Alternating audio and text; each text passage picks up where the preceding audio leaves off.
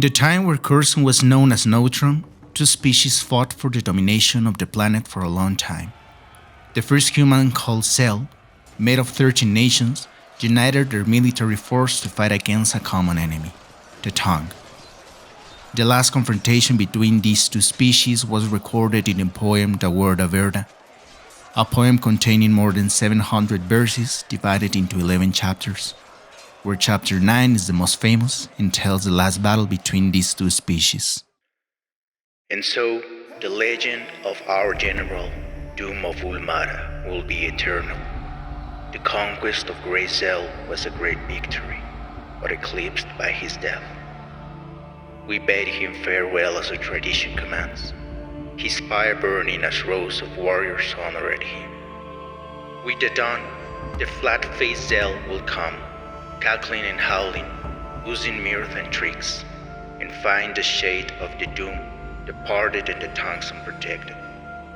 We all knew that our weapons would soon be Zell relics and trophies.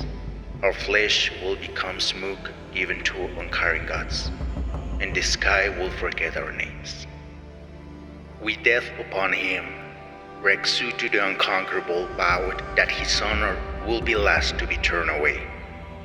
He gathered his kinsmen and his sword girdlings alike. They polished their fearsome helms that they might flash even in the weak sun of Notron. They regrabbed the hilts of their weapons and pounded straight the shafts, that they might slake their thirst in Zell Ichor a final time. Assembled, they ascended in lines to the high place, and they gazed out over the walking ways of Great Zell where they scaled peak, the lines of lights ordered in the night. They unfurled the tongue banner, reversed, and they performed ceremonies of leave-taking, for now they had died to the world and must be remade among the stars.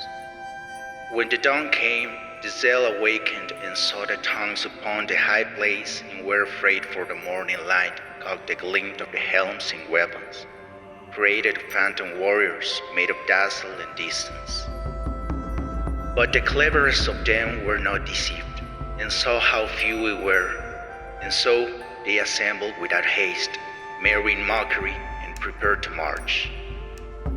And in the high place we awaited death. But then came a shaking of the ground, and the sun's one light was eclipsed by a bright and terrible fire that exploded from the rock. The patterns of Great Zell shivered and broke. And after this came darkness, as the very air turned to black ash. The Zell fell on their faces in terror, and from the high place we ran in haste to meet them, and we were cloaked in shadow. The Maker had come to unmake, and the tongues will be his instruments. The towering plume of black ash loomed over the Tongue army for 2 years, and the tongues took the name Warriors of the Shadow, or in the ancient tongue, the Verda.